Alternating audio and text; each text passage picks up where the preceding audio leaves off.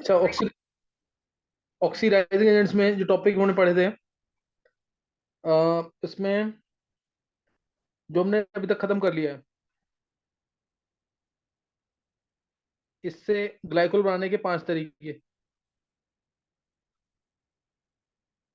ठीक है, इससे ग्लाइकोल बनाने के 5 तरीके थे। 5 तरीके कौन कौन से थे, याद है ना? Yes sir. First method, sir first method cold cold केमेनो। केमिनोफोर, second OSO4, third Prilezhaev's reaction CCH5CO3H, और fourth Ag+O2, fifth alkaline H2O2, और साथ सेकंड पे हर किसी के साथ H2O जरूर आएगा। ये 5 तरीके थे। स्टार्टिंग के 2 सिन थे, बाकी सब एंटी एडिशन थे। उसके बाद पढ़ा इथेनॉल से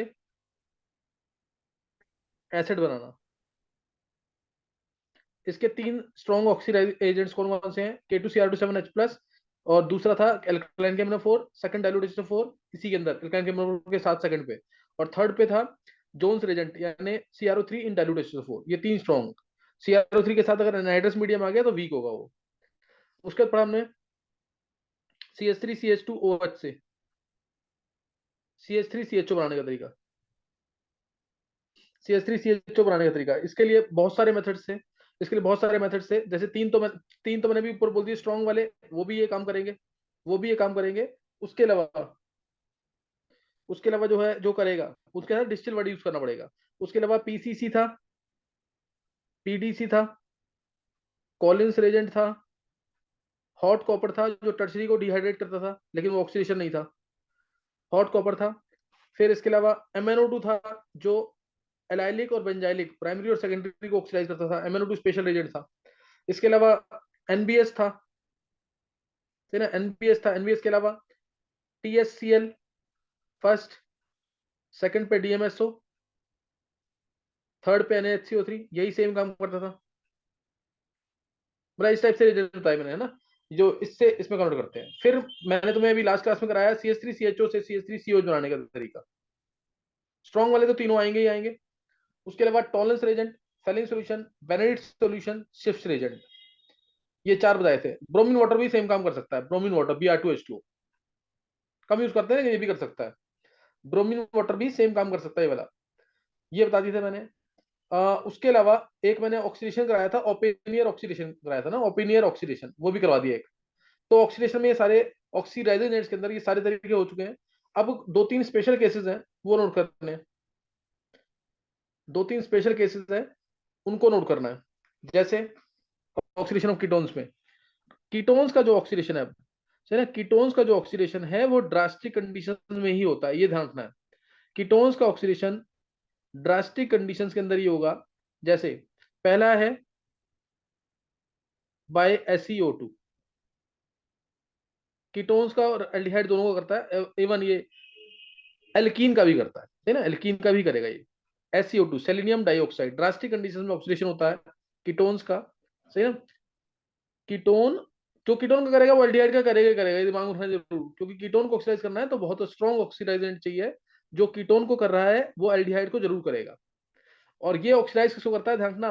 अल्फा पोजीशन, अल्फा पोजीशन जो होती है कार्बोनिल ग्रुप की, alpha position of carbonyl group उसको ऑक्सीडाइज करेगा। Alpha position of carbonyl group to another carbonyl group, ये लाइन याद रखना, टू अनदर कार्बोनिल ग्रुप, ये ध्यान रखना है। It oxidises alpha position of carbonyl group into another carbonyl group, कोई भी अल्फा पोजीशन होगी उसको ऑक्सीडाइज कर देगा। दूसरा, एक तो ये alpha position of carbonyl group to another carbonyl group, और कार्बोनिल ग्रुप किसका होना चाहिए, एल्डिहाइड या कीटोन का। It also oxidises allylic position of alkene into OH, also oxidizes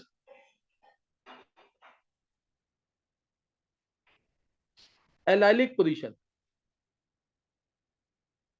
allylic position, allylic position of alkene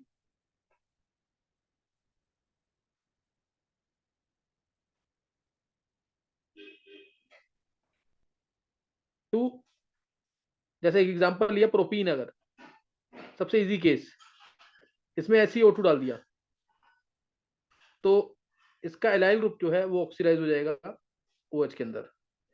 और कीटोन का जो मैंने तो बताया, जैसे ये कीटोन है, सबसे इजी केस SiO2 डाला तो ये कन्वर्ट हो जाएगा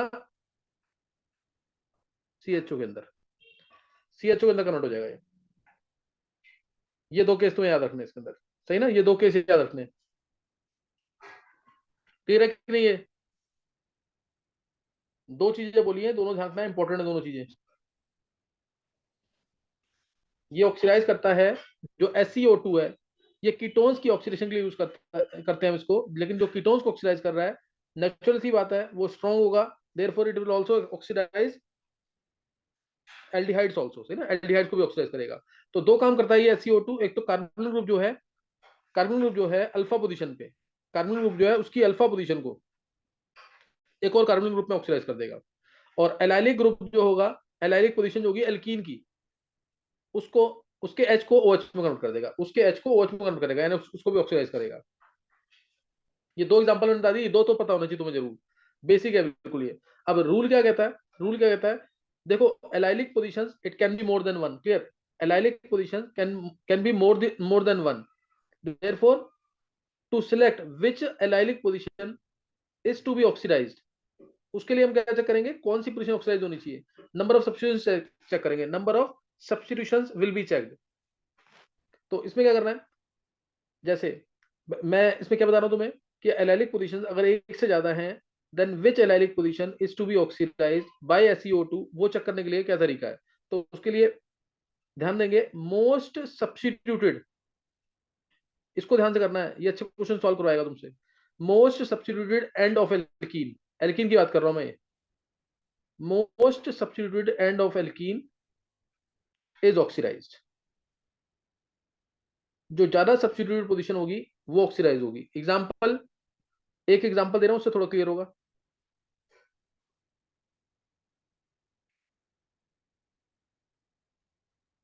जैसे मान लो ये, अब इधर तो एलाइलिक पोजीशन तुम्हें दिख रहा है, ये भी एलाइलिक पोजीशन है, ये भी एलाइलिक पोजीशन है, ये भी एलाइलिक पोजीशन है, इसमें CH2CH3 वो भी एलाइलिक पोजीशन है।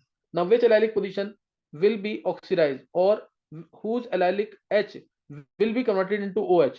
अब ये कैसे डिसाइड होगा, ज्यादा सब्स्टिट्यूटेड कौन सा एंड है, ये वाला एंड, इधर 2 सब्स्टिट्यूशन वो पड़े हैं और इधर एक ही सब्स्टिट्यूशन है, क्लियर, इधर एक ही सब्स्टिट्यूशन है। तो जो ज्यादा सब्स्टिट्यूटेड वाला ग्रुप है, जो ज्यादा सब्स्टिट्यूटेड वाला एल्काइल है, that will be oxidise to OH, ये आंसर आ जाएगा।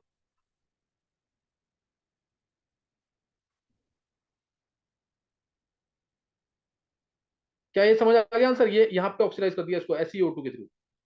क्या क्लियर हो गया ये?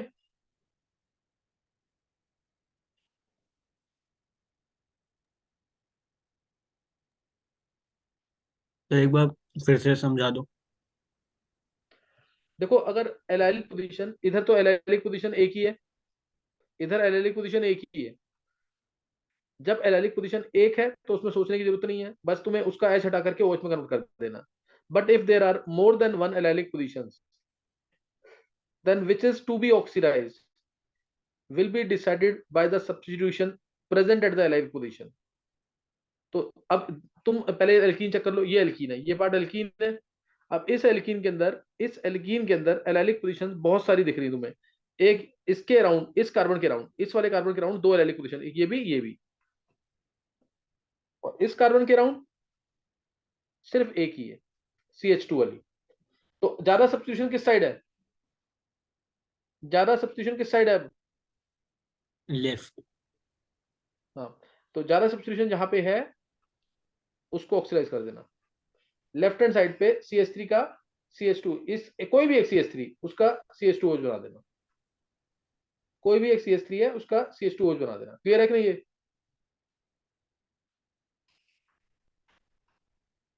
Yes sir. ये क्लियर है कि नहीं? सेकंड केस, सेकंड केस क्या कहता है, सेकंड केस, अगर मोस्ट जो सब्स्टिट्यूटेड एंड है, मैंने पहले बोला तुम्हें एलाइलिक पोजीशन, जो ज्यादा जहां पे जिस एलाइलिक पोजीशन पे ज्यादा सब्स्टिट्यूशन पड़े हैं कार्बन पे, उसको ऑक्सीडाइज करना है।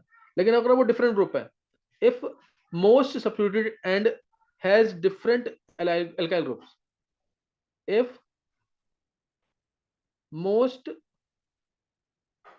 substituted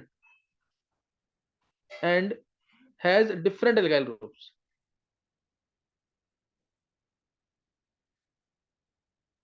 अगर alkyl groups क्या है, डिफरेंट है,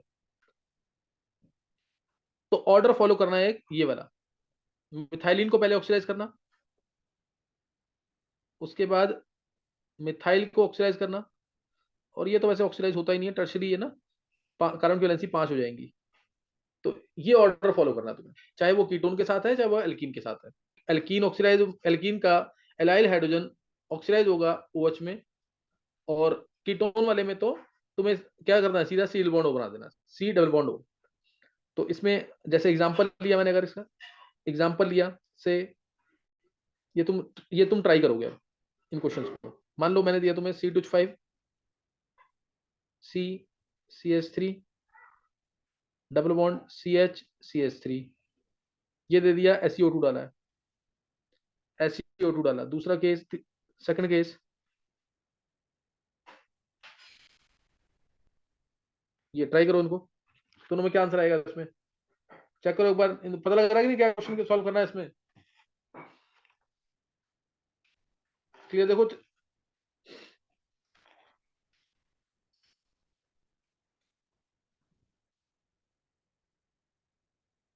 और देख लो ऊपर क्वेश्चन, और लिख लो क्वेश्चन, 4-5 क्वेश्चन सॉल्व कर लो उसके।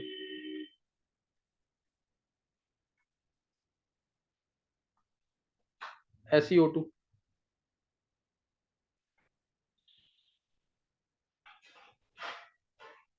इसके अलावा ले लो तुम,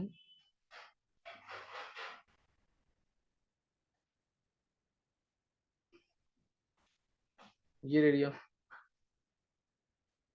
SiO2,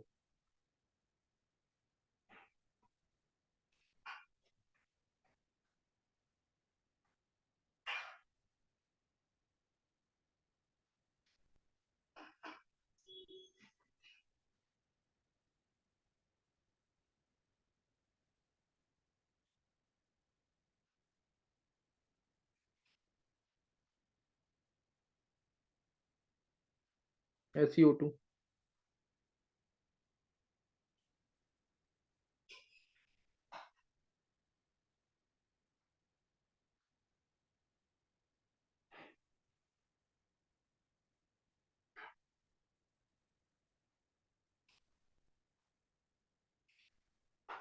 SiO2 ट्राई करो उनको।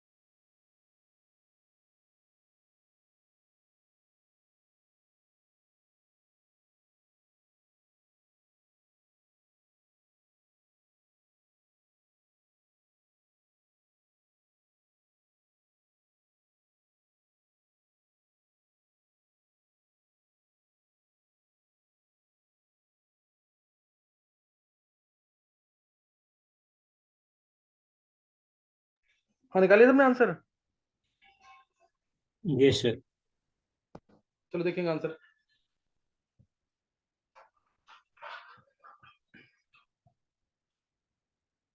फर्स्ट केस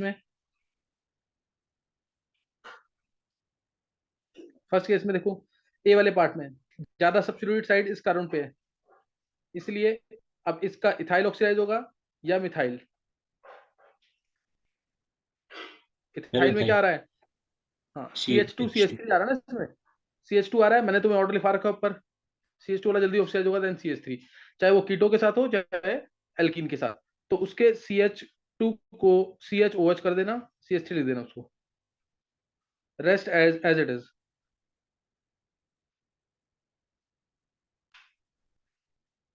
उससे नेक्स्ट में तो कहीं पे भी ऑक्सीडेशन कर दो, कीटोन है, अल्फा पोजीशन, कोई भी एक अल्फा पोजीशन को ऑक्सीडाइज कर दो बस। अब ये डाई कीटो आया है, डाई कीटो को ज्यादा स्टेट पेंटामेराइज। मानते नहीं है ना, इसलिए इसीलिए इसको हमेशा ओ एच में कन्वर्ट कर देना, किसी एक को। डबल बॉन्ड हो, हाइड्रोजन बॉन्डिंग हो रही है ना इसमें, इसलिए ये आंसर है इसका। क्लियर है? इसका यस आंसर ये सर। दिखाना। और उसके बाद इसमें ऑक्सीडाइज कौन सा होगा, सी एच थ्री की C H? C H three. C H three का सी एच ओ बना देना, ठीक है, सी एच थ्री का सी एच ओ बना देना इसमें। नेक्स्ट, अब इसमें इधर इथाइल है, इधर मिथाइल है, तो इथाइल वाला क्या बन जाएगा, ओ एच। यहाँ ओ एच आ जाएगा, इसका एच ओ एच में कन्वर्ट हो जाएगा। इसमें इधर सब्स्टिट्यूशन ज्यादा है, इधर सब्स्टिट्यूशन कम है, तो ज्यादा सब्स्टिट्यूशन वाले देखेंगे, पहले पहला रूल फॉलो करेंगे। तो उसका जो एलाइल पोजीशन है उसको ओ एच कर देना, ये एज रहेगा, ये आंसर आ जाएगा। उसके बाद एफ वाले पार्ट में, एफ वाले पार्ट में इधर सब्स्टिट्यूशन ज्यादा है, तो इसका इथाइल, ये तो शायद सेम है क्वेश्चन, नहीं इससे थोड़ा सा अलग है, बस इसमें इधर इथाइल था, इधर पोजीशन में इथाइल था, तो इसमें ऐसे कर देंगे, ओ एच, ये आंसर आ जाएगा। और इसमें क्या होगा, एट्थ जी में, तो जी फिर में इसमें सबसे ऊपर ओ एच पेंटामेराइज आ जाएगा। OH इधर, सबसे हाँ ऊपर। इधर ऊपर वाले में इधर मिथाइल है, इधर मिथाइलिन है, तो ज्यादा सब्स्टिट्यूशन ऊपर है, तो ऊपर का मिथाइलिन ऑक्सीडाइज हो जाएगा ओ एच में, ये एज इट इज रहेगा, ये ओ एच आ जाएगा। नीचे में, नीचे क्या होगा, इधर सी एच है, ऊपर सी एच टू है, तो ऊपर का सी एच टू ऑक्सीडाइज हो जाएगा। सब्स्टिट्यूशन दोनों में बराबर है, ध्यान रखना चीज का, दोनों जगह एक एक सब्स्टिट्यूशन है, ये आ जाएगा आंसर। क्या क्लियर है ये? Yes sir. चलो ये आंसर आ जाएगा। तो ये सेलेनियम डाइऑक्साइड के बेसिक क्वेश्चन करवा दिए हैं, इससे ऊपर वैसे आता नहीं है, फिर भी होगा तो मैं बता दूंगा उसमें कि ट्रांस पोजीशन ऑक्सीडाइज होती है अगर सिस ट्रांस आ रहा है एल्कीन के अंदर। चलो वो छोड़ दो उस चीज को। ये क्लियर हो गया कि नहीं? सर एक बार सेकंड वाला दोबारा बता दो। सेकंड वाला, एक मिनट रुको।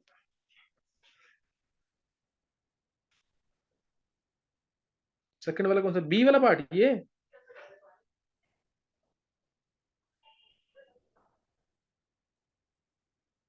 आगे देखेंगे फिर। कीटोन है, कीटोन का methyl group C double bond में कन्वर्ट हो जाएगा। नेक्स्ट नोट करना है। अब नेक्स्ट जो है ये बहुत इंपॉर्टेंट है, ये बहुत इंपॉर्टेंट है, इसको भूलना मत, काफी इंपॉर्टेंट रूल है, बोर्ड के सिलेबस में भी है ये। पर उसमें सिर्फ हिंट दे रखा है, यहाँ पे थोड़ा सा डिटेल में करेंगे। Pop of rule, statement note करनी है, पहले बोर्ड लेवल के लिए मैं शायद मैंने बता भी रखा है पहले, एक बार स्टेटमेंट नोट करनी है इसकी। During oxidation of ketones by chromic acid, chromic acid generally use होता है इसलिए बता रहा हूं तुम्हें। ड्यूरिंग ऑक्सीडेशन, जबकि स्ट्रॉन्ग लेना चाहिए एजेंट, जैसे H2CrO4 है, K2Cr2 भी काम कर सकता है, ये एल्काइन जैमनोफोर भी सेम काम कर सकता है, लेकिन हम ज्यादातर यूज क्या करते हैं, क्रोमिक एसिड। ड्यूरिंग ऑक्सीडेशन, ये ड्रास्टिक कंडीशन में होता है, ध्यान रखना, ये ड्रास्टिक कंडीशन में होता है। During oxidation of ketones by chromic acid,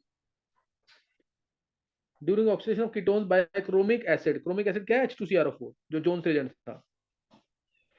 during oxidation of ketones by chromic acid, keto group keto group stays with the smaller alkyl part, जो कि 100% ट्रू नहीं आएगा, बोर्ड लेवल के लिए यही करना तुम्हें। Keto group stays with the smaller alkyl part, जैसे एग्जांपल लिया मैंने, जैसे ये है ब्यूटेन 2 ऑन, ब्यूटेन 2 ऑन, या ब्यूटेन 3, क्या कहते हैं, पेंटेन 2 ऑन ले सकते हैं, कोई भी ले सकते हैं। इसमें डाला H2CrO4, chromic acid, chromic acid डाला इसके अंदर, तो कीटो ग्रुप किसके पास जाएगा? मिथाइल के पास या थाइल के पास? मिथाइल। मिथाइल के पास जाएगा। यहाँ से क्लीवेज, यहाँ से क्लीवेज, 2 कार्बन इधर, 2 कार्बन है तो इथेनोइक एसिड, 2 कार्बन इधर है तो इथेनोइक एसिड, यानी आंसर आएगा 2 मॉलिक्यूल्स ऑफ इथेनोइक एसिड। क्या क्लियर हो गया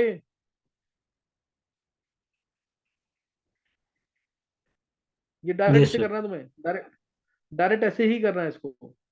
लेकिन अब जैसे मैंने यहाँ दे दिया एसिडोफिनोन,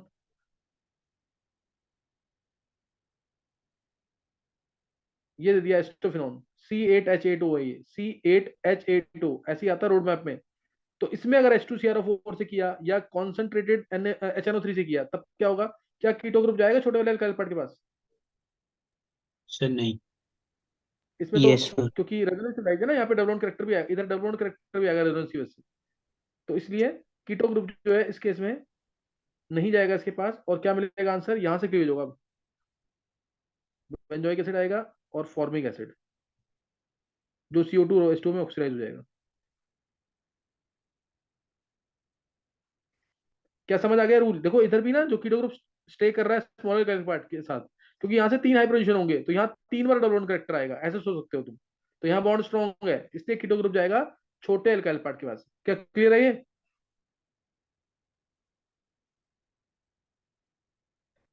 तो ये ध्यान रखना इसके अंदर। ये अब इसका जो हाँ, ये मैंने तुम्हें बता दिया। अब इसका जो मेजर आंसर निकलता है वो कैसे निकलता है? तुम्हें क्या करना है, कीटो ग्रुप का यहां तक कर लेना, बोर्ड लेवल के लिए इतना सफिशिएंट है। Popoff's rule, keto group stays with the smaller alkyl part during its oxidation, during oxidation of ketone.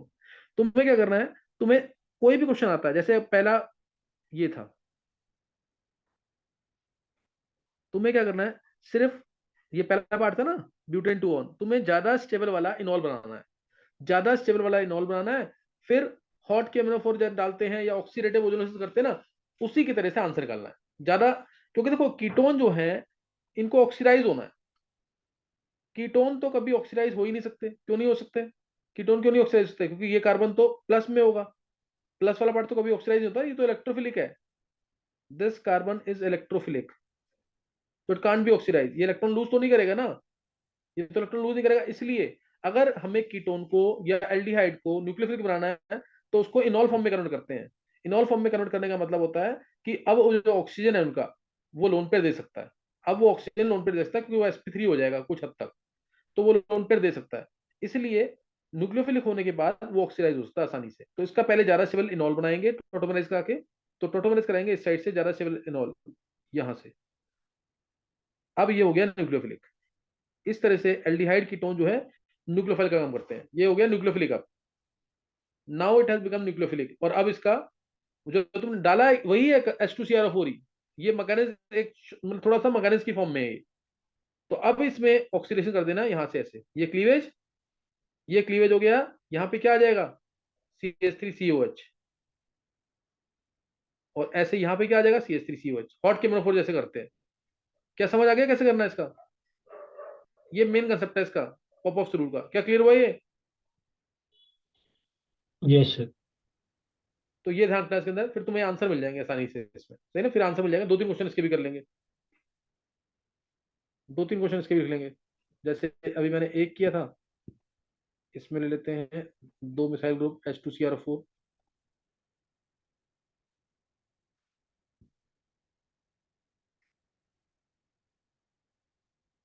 H2CrO4,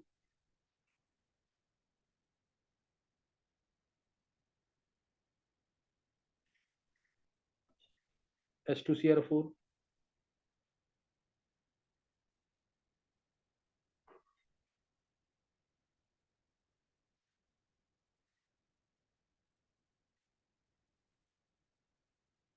H2CrO4,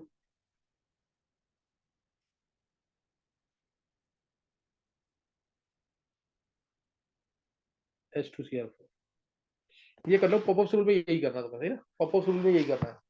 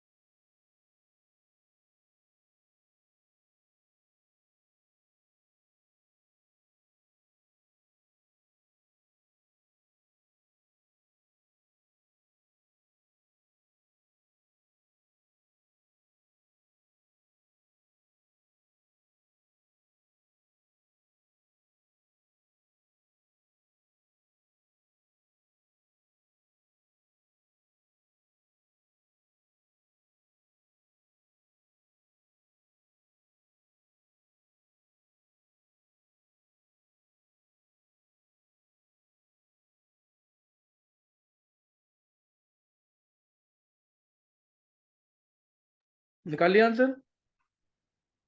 yes sir. देखो इसमें इसका इनॉल मानेंगे इधर से, O H double bond, H था ना इसके पास यहाँ पे एक, यहाँ से शिबरेल इनॉल बन जाएगा, फिर यहाँ से क्लीवेज, तो इथेनोइक एसिड और एसीटोन।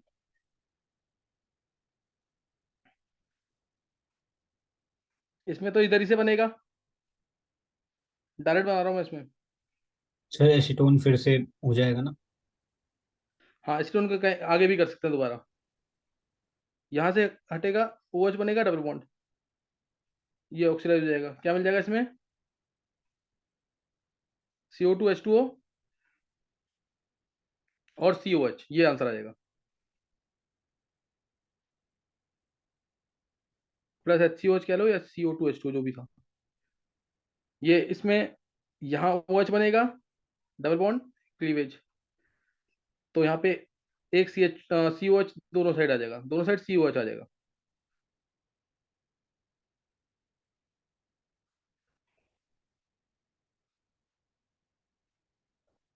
ये आ जाएगा। इसमें यहाँ पे OH आ जाएगा, डबल बॉन्ड आ जाएगा, क्लीवेज COH और एसीटोन, मतलब कीटोन की फॉर्म आ जाएगी,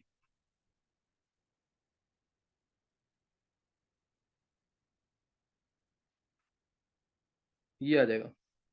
इसमें इधर ही से आएगा H डबल बॉन्ड, इधर ही से आएगा, सही ना, तो यहाँ से क्लीवेज हो जाएगा COH और COH आ जाएगा, दोनों साइड COH आ जाएगा।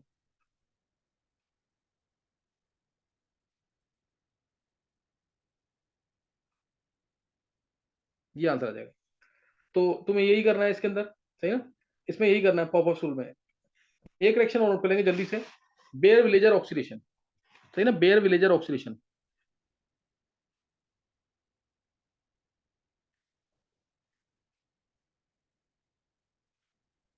बोर्ड की में नहीं कोई भी, बेयर विलेजर ऑक्सीडेशन।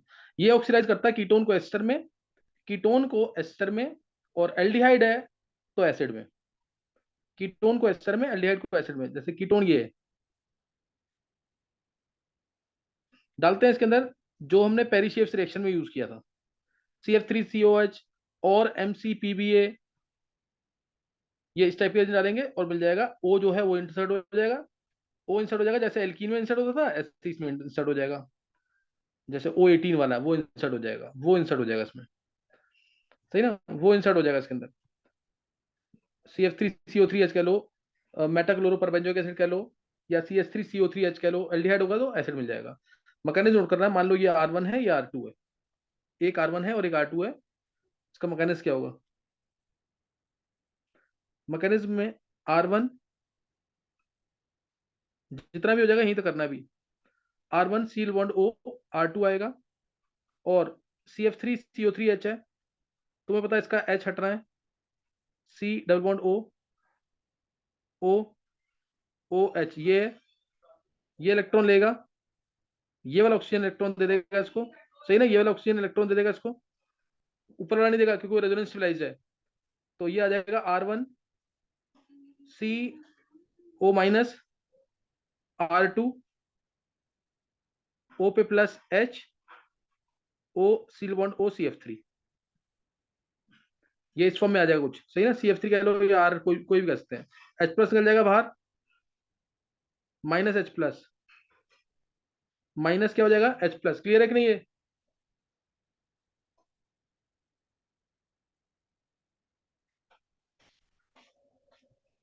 ये क्लियर है कि नहीं?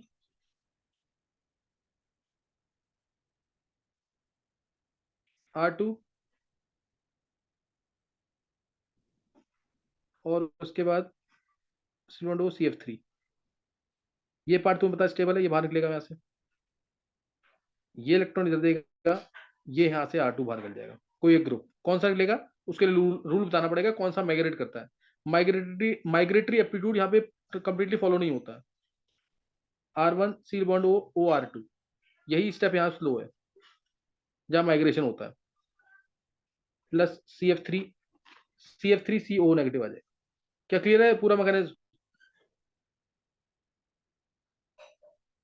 मैकेनिज्म क्लियर है यहाँ तक पूरा कि नहीं? देख लो, चेक कर लो।